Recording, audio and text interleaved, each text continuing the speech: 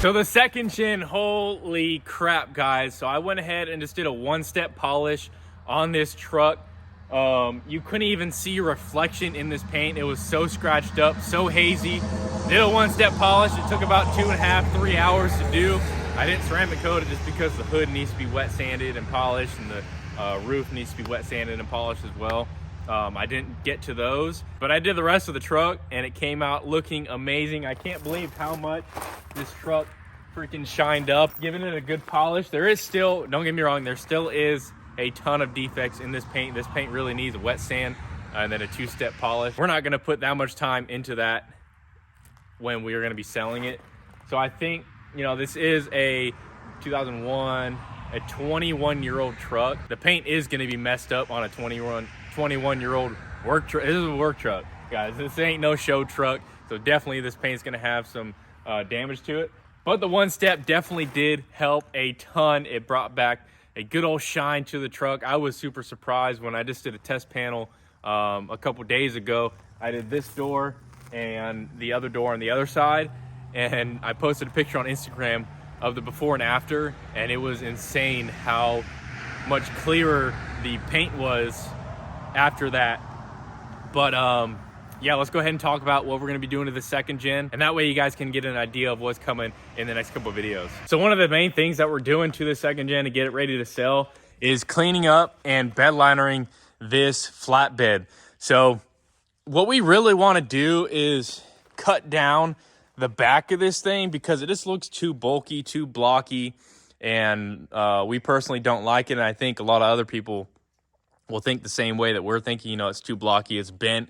So I think we may be cutting this thing down at more of an angle, make it look a little bit better. We really want to take off like, you know, 4 or 5 inches on each side because it does stick past the cab a good bit on each side. But I don't think that we're going to actually do that. It's going to take a lot more work to do that because you got the headache rack that you got to redesign, cut this, re-weld it back. I don't think we're going to be doing that, but we really want, if we were keeping the truck, we would probably do that. Take about 4 inches off on each side and make the bed more slim just so it's not sticking past the cab a lot. But we're going to sandblast this thing, primer it, and then bed liner it with some Raptor liner. So it's going to be looking good. We're going to do the top and underneath. So it's going to look really good for the new owner. We're also thinking about maybe pulling the transmission and rebuilding it because, as you guys know, in a few videos back, the synchronizers are definitely going out. So I might buy a rebuild kit and rebuild the transmission. It hasn't acted up in a few days. Like, I'm able to put it in gear without anything grinding. So maybe if it starts doing it again before we sell it, I'll order a kit and then we'll go ahead and rebuild the transmission. It should take about 2 days to do that. You know, a few hours to pull it, a few hours to rebuild it, clean it up, paint it, and stuff like that, and then put it back in the truck. But as far as now, it's not grinding. I'm not going to touch it. If it starts grinding again, then I'll go ahead and pull it. Brennan's already said, if you think it needs to be rebuilt, go ahead and buy the kit. So if it does happen again, we'll pull it, rebuild it. We got to clean up this frame. This frame hasn't really been touched in a very long time. I think Brennan's owned this truck for probably a year and a half now. And I know that no one here has ever cleaned the frame.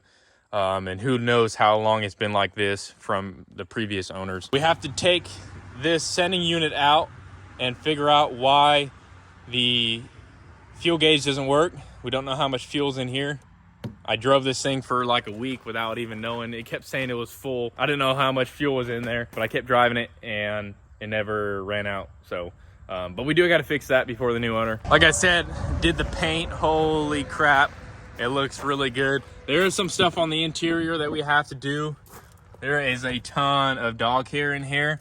We may do a new dash. We just don't know how the sub dash, like everything that the dash bolts to or screws to, we don't know how good a condition that is, because if we start pulling all this stuff out and the sub dash breaks, you know, we're not going to be able to install a new bezel and a new dash. So we may be leaving the dash the way it is. We got to put the plastics back in here, clean up this floor. I was going to get carpet for my truck. I just haven't bought it yet. And then give Brennan my vinyl flooring because my vinyl flooring is in like perfect condition, maybe a little bit dirty, but it's not all bubbly like this. But that hasn't happened yet, so we'll have to clean up this floor really good. This window right here we have to fix. I'm not sure. I think it just needs to be re-glued, and then we'll probably have to buy some new weather stripping for it. Came unglued, so we'll have to fix that. Couple weather seals on that side. I redid that headliner, so the headliner's good. Brennan is looking at getting some newer seats for this truck. Who wants to buy a truck with nasty seats like this? So he's looking on Marketplace for new seats for this thing that are going to look better than this. As far as the engine bay, I think we are just going to pressure wash, clean it up, and then maybe take off the intake horn, valve cover, and what else? Intake horn, valve cover, and turbo, and probably the alternator brace, and just powder coat those black just so it looks good in here. We'll degrease this whole thing, clean it up. There is an exhaust leak. Whenever you start this truck up, you get some smoke coming from here. I'm not sure if it's just because those flange bolts are loose. Find out what that is. But as far as replacing parts in here, there's nothing to replace.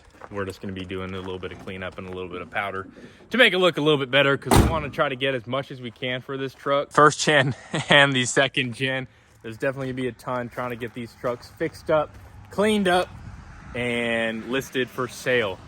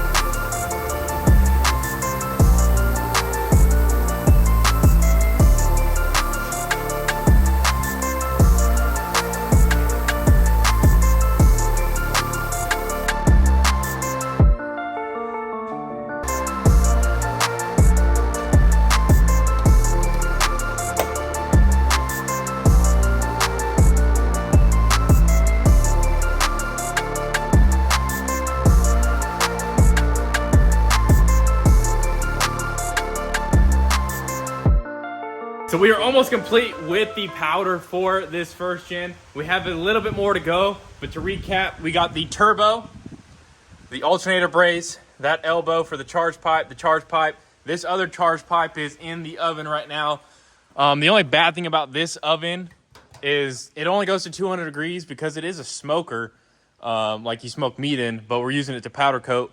Since we don't want to run the 15-foot oven over there for only a couple parts, it would be a waste of propane. So we are running this oven right here. It's working perfect. We just got to keep them in this oven for like 2 hours. This has about 30 more minutes to go. So I was able to actually fit that in here. I was kind of worried that that pipe wouldn't fit, but I was able to get it to fit. So we have that. I actually took off. Sadie, come here. No, ma'am.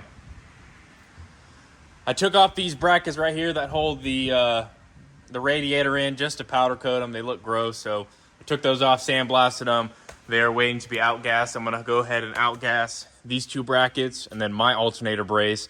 And then I also have to throw in this transmission tail housing for this truck right here, the 4th gen. Get that outgassed so we can spray in Illusion Orange. That's the color for that truck that the transmission's coated, so we got to coat that in Illusion Orange. But those got to outgas. I still have to take off the valve covers, sandblast them, and coat them as well. I'll probably have to do that in stages because all of this isn't going to fit inside that tiny little oven. We'll probably take off this little intake horn, sandblast it, and just coat it the same color. This is the color that I originally did my bumper for my 2nd gen in. I had a couple pounds left, so I figured, you know, I'm not going to waste Colton and Chase's powder. We're just going to use the powder that I already had bought. So that's what all these are coated in. So it's going to look good once everything is coated. I'm kind of debating if I want to take off these coolant lines and coat them as well because, you know, they are rusty. We want to make this truck look good so that we can actually get, hopefully we're going to list it for $10,000. The way that the market is for trucks, especially diesel trucks right now, you know, these trucks are going anywhere between $10,000, $12,000. Ones in kind of worse shape are still going for like $8,000. So we're going to try to get the most money out of this truck as possible. And that's why I'm doing all this work to this 1st gen. So now that we have most of these stuff powdered for the 1st gen, the alternator is charging. I think it's time we start working on the 2nd gen and start doing stuff for the 2nd gen. So stay tuned for next video when we start working on the 2nd gen. I started to sand down the bed on the 1st gen, but then I realized that we're going to be renting a big sandblaster to blast the flatbed for the 2nd gen.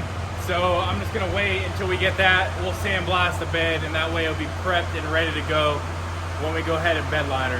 So thank you guys for watching. Stay tuned for more videos. Subscribe if you guys are new. Be on the lookout for some videos on the 2nd gen coming up here real soon. And we'll see you guys in the next one. Dippin Diesel out.